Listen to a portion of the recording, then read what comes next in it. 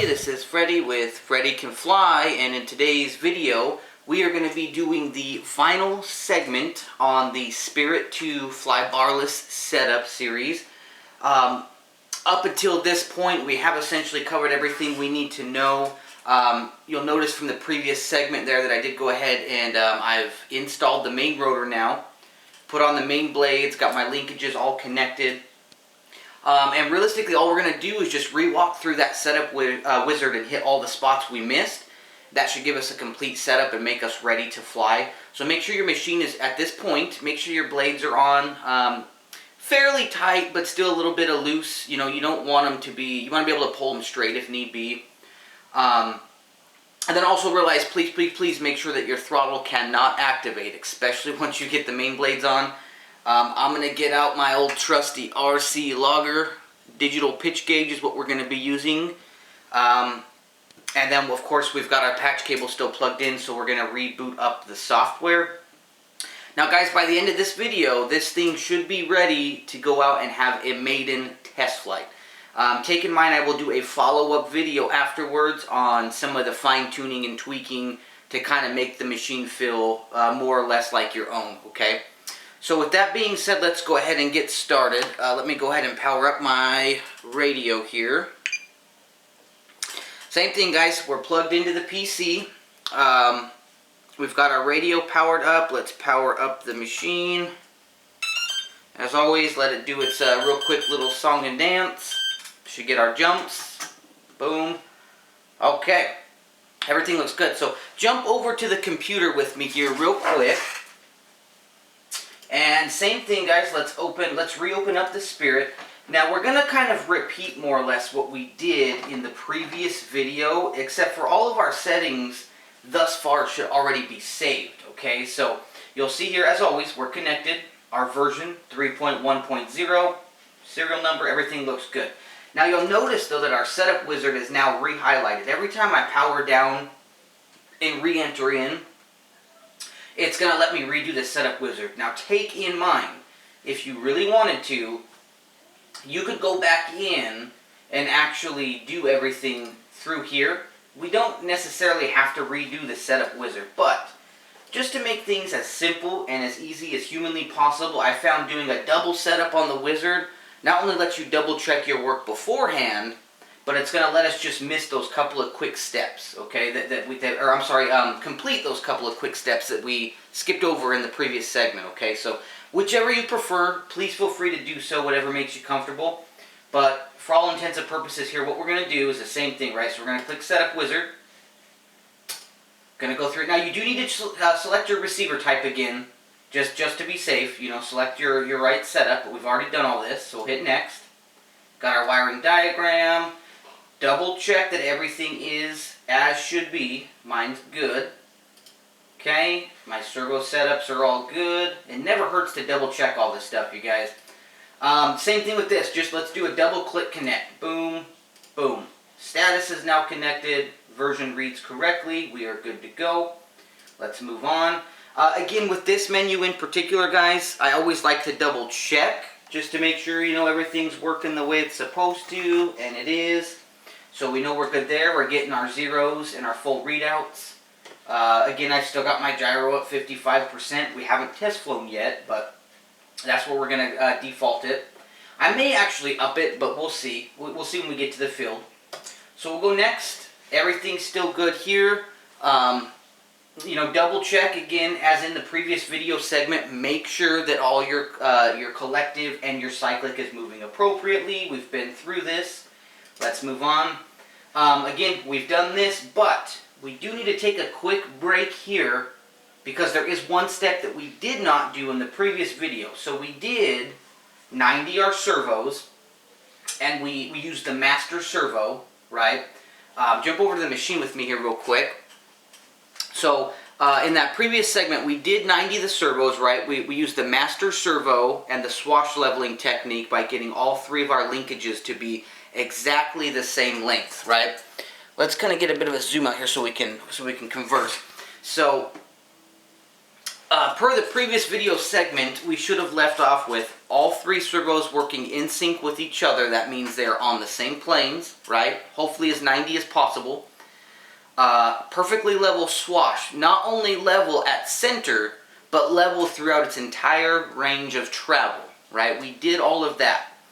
Now that we have installed the main rotor, we're at a position where we're back into the software, we've selected the sub-trim option, and it centers up our servos again, right? So when I apply collective, it doesn't move. So this means, from our foundation up, right, we've got 90 on the servos, level on the swash. What we should have is 0 degrees of pitch on the main blades. Now, we're going to check that with our trusty RC logger digital pitch gauge. If we do not, there's a couple of things I want you guys to take into consideration. What you want to look at is the overall mechanics of your main rotor. Take in mind, guys, the reason they give you a manufactured specification for your link rods is because on a CAD system or whatever they sit down and design it on, geometrically speaking, if that's even a right word, everything should line up in a specific manner to where you get even throws with all stick ranges, right? So plus 100, minus 100, so forth and so on. Now, in order to achieve this, as we work from the ground up, you need to make sure that the swash plate first is in the center of its travel range, right? Because basically, if at 0 degrees of pitch, let's say our swash plate's sitting high, but it's still at 0 because we've, it's still level and everything because we've done all the base work there. But let's say I go full positive, and it's going to give me, I set the machine up to have a plus 12. Well now, since I'm not in the center of travel on my swash, I might get a plus 12 here, but only a negative 9. And I can't independently adjust each end, so I'm kind of screwed. So what I got to do is readjust my linkages. Now, in theory though, if you take in mind, we made sure when we use our master servo for leveling the swash, we made sure all three of our linkages were exactly the same length. So if we did that correctly, we should be able to, again in theory, as long as you do this correctly, you should be able to adjust all three of these linkages out or in the exact same amount, and the swash plate will remain level no matter what. Because we're not moving our servo positions, we're only moving the mechanical linkages, okay? So take in mind, it goes servo, swash, blade grips. It doesn't go servos, blade grips, swash, or any of the other combinations you can come up with. It must be done in that order. So what you're going to want to do, guys, is get this, get this installed, get to this menu, put your pitch gauge on, and see what kind of a readout you get, which we're going to do here in just a quick moment.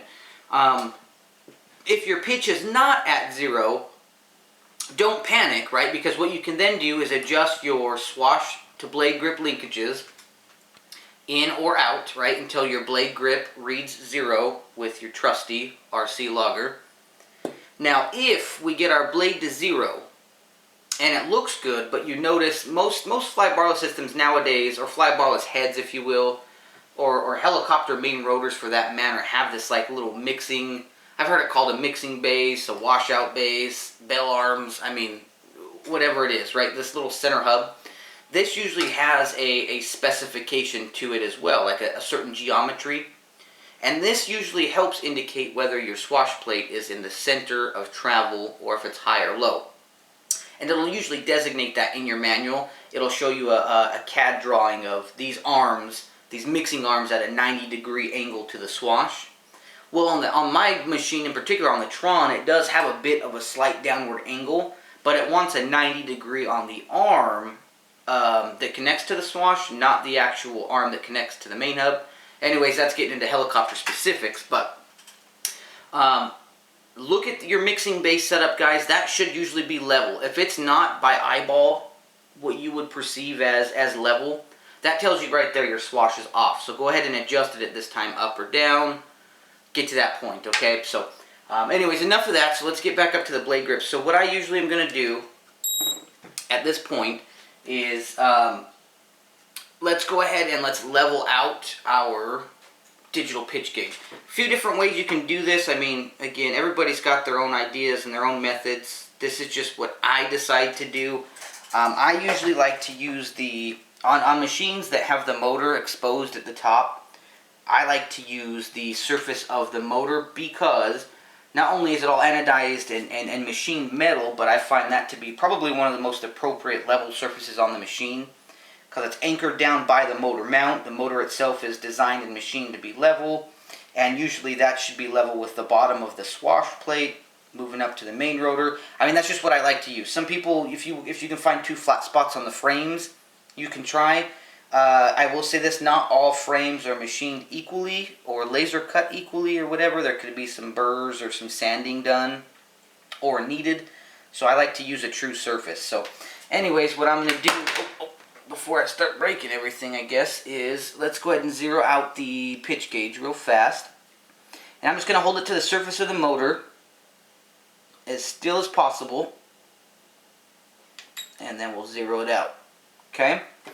And then usually I like to double check. Sometimes, guys, take in mind with digital pitch gauges, you're always going to get like a 0.1, 0.2 variance here and there. Very seldomly are you going to be exactly perfect, but I'm not going to say that that is also impossible. So I usually do it a couple times, just kind of set it on. One thing I found with digital pitch gauges is they don't like you to put pressure on them that much because then you're also bending it to your will. So what I like to do is just set it on there and then like just don't touch it. So right now I'm at about a 0.3. I feel like I can zero that out a little bit better. So if you just be very, very gentle. Let's see if we can get it right at 0. Yeah, still give me a 0.7. Hang on. Sometimes it can be a little bit of a learning curve here.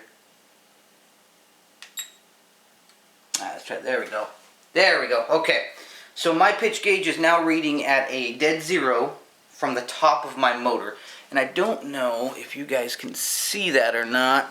Let's see if you can see it on there. Hopefully, maybe not. But I am reading at a dead 0, okay, and I'm not touching the machine or disturbing it, and nothing on the screen is moving. So that tells me that I'm getting a pretty accurate readout. That's what I'm going to use to determine my pitch. Now, please take in mind this machine was previously set up with a different fly-barless system, so mechanically I have done the majority of all this, so it should be pretty spot on. However, let's get everything configured and assembled, and let's take us a look. So I'm going to go ahead and remove my pitch gauge. Let me double, triple check. I'm going to check it one last time because I want to make sure this is as accurate as possible.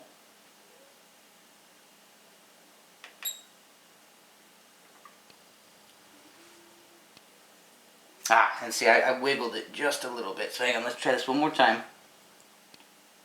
Sorry guys, I know it's tedious, but you get the best results when you spend the most amount of time perfecting what you need. So that's pretty good. Okay, so I'm getting a 0.1 to a 0, kind of a teeter-tottering effect right there. So I'm going to leave that as is. So I'm going to go ahead and get out my little clamp here. Now when I take my readouts, I like to put it right at the, most blades have like that part where they kind of curve down, like right here. I like to put my pitch gauge right at the peak of that because I feel that's the stiffest part of the blade. There's no flex and there's no bowing on the blade, and it keeps it close enough to the center of your overall setup that I feel like you get the most accurate readout. I could be wrong, I'm not a scientist or anything, but that's just what I use. Okay, and let me go ahead and center this. And drop my pitch gauge again. Okay, alright. So I got that on. Sorry guys, my pitch gauge fell down. Let me double check it again one more time. And it looks like we're still getting a good readout. Up top. I usually spend quite a lot of time doing this part. Some may consider it to be a bit overkill, but it's just one of those things I've always noticed. Your machine always just flies so much better when you've got everything as spot on as possible. You know, professional pilots that are out there that can, you know, they could fly any helicopter any day, anytime. They're not going to really worry too much about some of this little stuff. But I do. Okay, so let's go ahead and get this connected on here. Make sure we're connected up here. And let's just kind of take a look real quick and let's see what kind of a readout we are getting. Okay. Oh, perfect. Okay. Oh, there we go. So here's the thing, guys. Let me see if I can zoom in a little bit. Just to kind of show you what your next step would be. So basically at this point in time, we're going to be looking at the pitch gauge. Now on my motor surface, I was getting between a 0, like a perfect 0, and also like a 0.1. Sometimes that can happen with just the overall, movement and stuff of the pitch gauge. But I'm getting the exact same readout on my pitch gauge from my blade that I was getting on the motor, which tells me they're in sync, they're level. Now that 0.01, I am not going to worry about at all whatsoever. I mean, I do have, a lot of machines nowadays have like turnbuckles, which you could realistically kind of, oh, see there you go, and then okay. So when it bounces back and forth like that, I know it can kind of be a little confusing. This is a 0 degree pitch all day long. I'm not going to worry about it. I'm not going to fight it. But what you guys are going to want to do at this point, like we just talked about, is we're still on step 7 out of 10.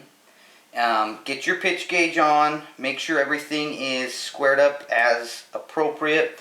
And if you need to raise or lower your swash plate, do so. Get it in the center of its travel. Then you'll go ahead and just, all you guys got to do is one blade at a time. So pick one blade, adjust your link arm in or out until this reads dead 0, or it's, again, the pitch readout from whatever surface you calibrated for. Do both blades and get them both at 0. Yeah, you can still see mine's going from 0 to 0.1, 0 to 0.1. So I know that bad boy's set up. And I've already checked the other blade, before the video, so I know we're all good to go there. So once this step is complete, you guys, let's jump back over to the computer screen real quick. So we've got here, we've clicked our sub-trimming, we've made all of our mechanical link adjustments. We have 0 degrees of pitch on the main rotor, as it should be here. Now what we can do is move on. And then this step right here we did skip in the previous segment. This wants us to set up for 6 degrees of cyclic pitch. Now since I'm using, and again you'll just use these arrows, toggle up or down. I ended at about 117 it looks like, but let's jump back over to the machine here real fast. Yeah, mine's right on at 6 degrees, right on. That's pretty cool. So since I'm technically, guys, this is like the 5th time I've had to go through the setup wizard just for the sake of making these videos. So the fact that I'm hitting the same numbers each time I go through and go through and go through, it tells you that the setup is actually true. It's saving itself, it's saving all the settings. My turnbuckles haven't moved or adjusted or anything, so this is actually good for me. So when I did this segment previously, I ended at 117 to achieve a 6 degrees on my cyclic. And it's still sitting, boom, right at 6 degrees. Now, again, guys, all you'll want to do is just increase or decrease the value on step 8 here until you hit 6. Now, if you're using a digital pitch gauge, like my trusty RC logger, you will find that usually on the adjustments that you make on the computer screen, they're going to be in more or less like a 5% increment. So like if I go from 100 to 105, it might go from, a 5.8 degree to maybe a 5.9 or a 6. So usually 5% increments are really good. What I ended up doing is, I forgot what I ended at, but I ended at 117 for my final value, but I found that variance where I was either at a 5.9 or a 6.1, and then I found that difference in the software. It was like a 6-click gap, and then I just split that in half and ended at 117, if that makes sense. So like if you were at 110 and you're at 5.9, but if you go to 120, right, on the software, and then that ends you at a 6.1, then I would just split that difference in half and go, let's see, 110, 120. I'd go 115, and boom, you should be right at a dead 6. So hopefully I'm explaining that correctly. But that just kind of eliminates any of that extra play or noise or whatever you want to call calibrating or anything like that. So, but you can see as we've been talking here, mine has stayed dead steady at 6. It hasn't moved. It's not fluctuating. and I haven't touched my screen. I'm still sitting at 117. Everything there is going to be good to go. So now we can go ahead and get this step done, guys. We'll move on to the next step. Let's jump over the computer screen here. And here we go. Okay, so this one's going to be for our cyclic pitch range, our collective pitch range, and our rudder endpoints. This is going to be a pretty easy menu. I believe we skipped almost this whole thing on the previous segment, except for the fact that we raised up the pitch range to do our swash leveling. And if you guys remember, I think I bumped mine up to like 140 or 150, and I thought that was going to be extremely high. So I really leveled my swash with a lot of travel, but I actually ended up, as you can see here, at about 170 overall, which gives me a 12.5 for my collective, which is what I usually fly.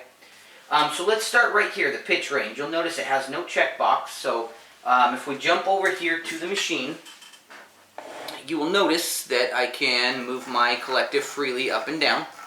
Okay, I'm going to start in center, so I'm going to go over to my radio, go center stick. If you want to get it exact, you can go with that 50 in, 50 out method that we're all familiar with. And it should get me right at my 0. Oop, there we go. Okay, and so that gets me at center stick on my radio. Now what we're going to do is basically, I'm just going to give it full collective. Okay, let's go full collective and let's see where we're sitting at as of right now. And I should be about 12.5 again. Sometimes you'll get that little 0.5, 0.6 variance. It's telling me right now I'm at about a 12.6. Which again, if I were to power down the machine, get rid of all the jitters and all the play, I bet it'll be about 12.4, 12.5. But what you guys are going to want to do is go ahead and adjust the toggle on the pitch range setting, right? You're going to slide it up or down until you get the desired value of your maximum collective pitch. Mine in this case was 12.6, or I was shooting for 12.5, but I landed at 170, and I really like to keep even numbers. I didn't really want to go 169 because, again, that 0.1 value is nothing. So that's where I got there. Okay, and we can come back down here. Let's check our 0 range again. Looks good. And then what I'm going to do is drop down to negative. Now this is the part that's going to be, you know, more or less really important. You'll notice here on mine, when I come all the way down, I'm getting about a 12.5. Okay, it's fluctuating a little bit here and there, but for the most part we're 12.5. Yep, there we go. Okay, it's stabilized out. It's kind of teeter-totter between the 5 and the 4, but we're within range, right? Anything between 12.4 to 12.6, I know within a minute amount I'm exactly where I want to be. But here's the important part, okay? When I have full collective, I'm at 12.5. I'm going to call it 12.5, right? Now, if I were to go full negative right now, and I were to be at anything other than, you know, my 12.5 limit range, I have a problem with my mechanical setup. That means that the swash plate's not in the center of travel, right? If I'm getting a 12, you know, a 12.5 at top, and I'm dropping all the way down to my negative, and I'm getting like a 10, negative 10, negative 9, or even a negative 15, anything other than the exact equivalent, that means my swash plate needs to be raised or lowered. I'm then going to have to recenter at 0 on my main blades, readjust my linkages here, and then repeat the process, okay? Rinse and repeat until you get this correct. So you should have the same negative value, 12.5. That gets me at 170 in the software. At our center position, 0 degrees, we should have 0 degrees on the main blades. And at full positive, we should have about that same range, now it's hitting 12.5 instead of 12.6. So, although it is my trusted RC logger, sometimes it does fluctuate. Oh, there you go, now it misbehaved. It does fluctuate a little bit, but the point is we're right on par. We are right where we need to be, and that's the best I can actually get it, both mechanically and electronically, to meet my needs for this particular system, okay? So if you guys have questions about this process or need more help, like in depth with that, feel free to leave a message down below. Also, you can private message me on like Facebook or something. and I can answer questions that way. So let's move on to the next part here. Jump over to the computer screen real fast. And you'll see here we've got the cyclic ring and the rudder endpoints. Let's start here real quick with the cyclic ring. Now keep in mind, like we talked about before, guys, you have to actually activate them to adjust them, right? So right now I can't move anything, but if I enable it, it'll center everything out for me again. You'll notice I've got, you'll notice you've got full control of your collective and your cyclic at this time. And this was pretty cool, guys, and I'll test this with you real fast. So you're going to want to move this toggle up or down to achieve your cyclic overall. Even though we set it originally in that previous menu for a 6 degree, it uses a lot of that for its calculations for counterbalancing and gyro correction directions and things like that. This right here is going to actually give you your overall like limitation on aileron and elevator range. So you'll see right here I ended at a 150, and again this will be for my maiden flight. It tells me in the software that based upon everything I've put in thus far, I should be at about a 10 degree. And just for the fun of checking, let's jump back over to the helicopter real quick. If I come in and I go 50 in, 50 out, I'm about 0 degrees, okay, so everything looks good. I'm going to go ahead and give it an aileron adjustment. Actually, let's go this way to positive. And it puts me at about a 10.3, guys. So from computer software, taking just simple math equations and geometries that I've input into it thus far, it's able to tell me on the screen a potential readout, giving me 10 degrees. But when I check it with my trusted RC logger, it's giving me about 10 degrees, which is pretty cool. I know that I'm spot on with the software. So if you want to shoot for a specific cyclic range, you say, hey, I want to fly with a 7 or an 8 or a 9 or a 10, maybe toggle the software a little bit to that number. But what's more important is that you don't have any binding or any restriction on anything. So before you look at your pitch range, look at your mechanics. So what you want to basically do is, we know we've got our full collective range, right? We should be at 12.5, which I'm at when I give full collective. Now, if I take my my cyclic stick, and what I do is I make a square pattern. I check every corner of my radio. So I want to make sure that at my desired cyclic range, when I move everything, I don't get any interference, no servo binding, no servo loading. What you want to also make sure though is also your servos aren't maxing out. Like if they flex too much, that the ball's almost traveling onto the other side. You don't want any of that, so that looks really good. And then also check it at your full negative, 12.5 again. I'm not getting any bottoming out or any interference or anything there, right? So I know that my cyclic setup at a 10 degree value is good. That's what I like to have. Now for the rudder, guys, I'll make that one quick and easy. You'll just want to uncheck cyclic ring tuning, click rudder endpoints. Now with the rudder endpoints, you're going to want to click on which one you want to do first. So if you go left limit, take in mind this has nothing to do with servo direction, right? If you might find that, when you give left rudder on this particular kind of a setup, your slider moves to the right.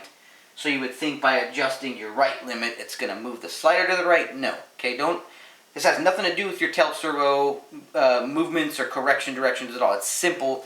The blue toggle that you had beforehand, right? When you move rudder left, you're adjusting left limit.